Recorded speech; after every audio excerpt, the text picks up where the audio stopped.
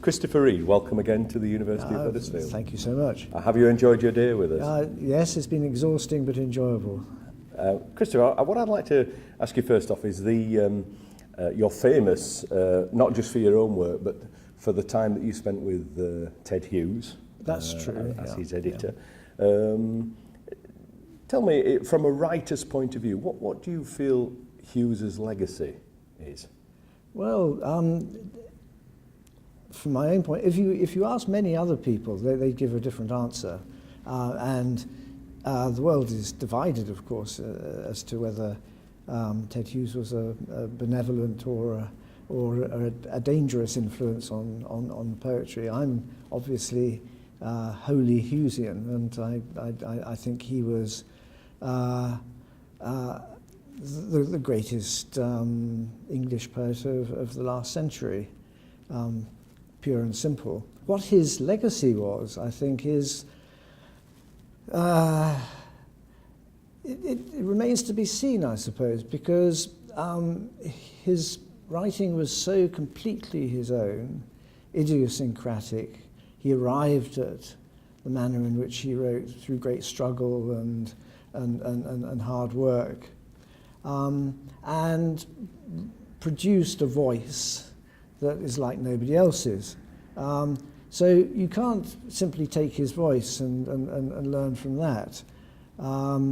You have to use the whole story of how he became the voice that we all know as your model, as your example, as a kind of an encouragement, I hope, to find means of getting to the truth of your experience and bringing it out through all those difficult things that poets have to do into clear words. You knew him very well. He was a man who shunned publicity for the most part. He did. Would you? I mean, what would he feel about his legacy? Do you think he ever even thought of that? Was it ever there? After I've gone, what will they think about me? I think his thoughts were more immediate than that.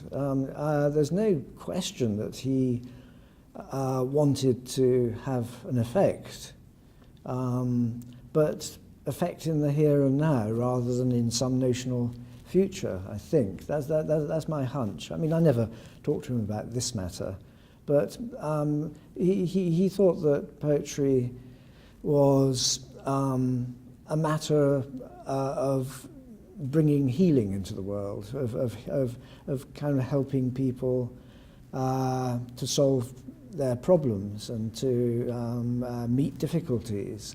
And he thought of writing both for adults and children in the same terms. He wanted to be of immediate assistance to people in their private and deeply psychological predicaments. So he had a mission, but nothing to do with laying down a claim on posterity. It was you pick up my book now, and if you read it correctly, you can answer certain problems. Do you think you can read his poetry in different ways? Oh, I think people must do. They must do. And but it's by no means straightforward. It's not like a recipe book or anything like that. His answers to problems are there in tales and in metaphors and in parables and in deeply hidden patterns in his work. So you have to spend time with it, and you have to get to know it in your own terms. You have to bring yourself to his work, and that's something that only a very patient reader will do. But it's nonetheless, I still think he thought, however difficult he made the work, and some of it is not impenetrable, but very difficult to grasp and to get at the centre of the meaning, he nonetheless wanted it to be useful in that sort of almost therapeutic. And did you have a favourite yourself? A favourite poem? Yeah, I hover around certain poems. One poem which is consistently my favourite is the one called An October Salmon, and it's from the book River, and River contains a lot of great writing, and it's a book largely about coming to nature, and he does it through fishing, because that was his particular activity and his skill. But he's bringing you to confront certain problems in nature. I think intending you to go through it a little bit like kind of healing rituals in many of these poems. Do you think he's had an influence on your work? Well, I hope so, but my work is a lot skimpier than his. I think his example is just unforgettable. You know, once you've been exposed to his work and thought about it at all seriously, you can't treat your own writing flippantly or half seriously. You have to be very serious yourself. But in my own case, no, I don't have his equipment, I don't have his imagination, I don't know enough about the world in the way that he did. So I wouldn't dare to compare. But have I learned from him? Yes. I think, you know, you learn the lesson: just do better, be more serious, be more demanding of yourself. And I think what he did in his poems was demand a great deal of himself, knowing that the benefit of that will be the readers rather than his own. You know, he would you get the result of his hard work with himself. And what are you working on at the moment? Well, I'm doing various things. I'm writing more poems, but the big project of the present moment is a book of Seamus Heaney's letters, which I started about half a year ago, and I shall be working on for another 3 years at the very least. And how did that come about? Well, I was asked by the Heaney family and by Faber and Faber to do it.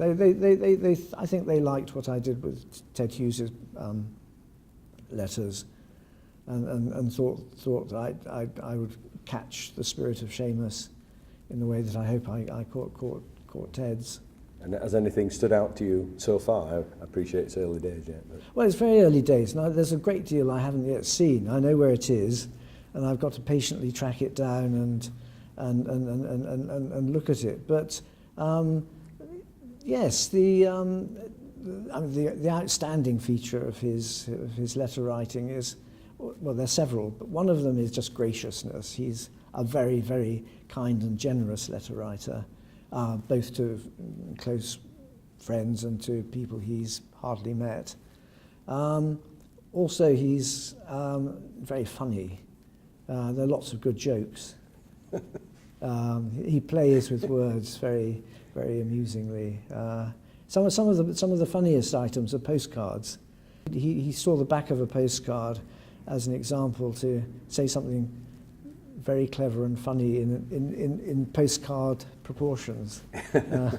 And yeah, no, he's a witty man as well as a serious one. And what poems are you working on? Any particular theme, as such? Well, I've got a book out in a few months' time, which is called Old Toffer's Book of Consequential Dogs, and it's a canine counterpart to Old Possum's Book of Practical Cats.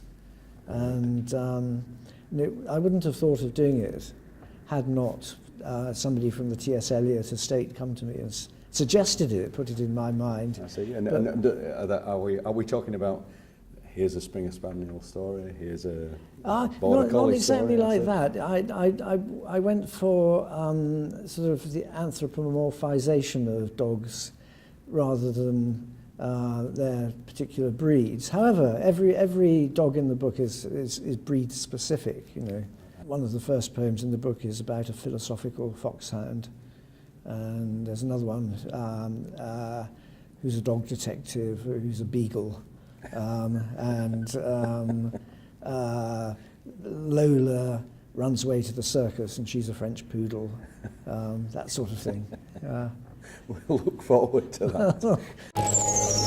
The University of Huddersfield, inspiring tomorrow's professionals.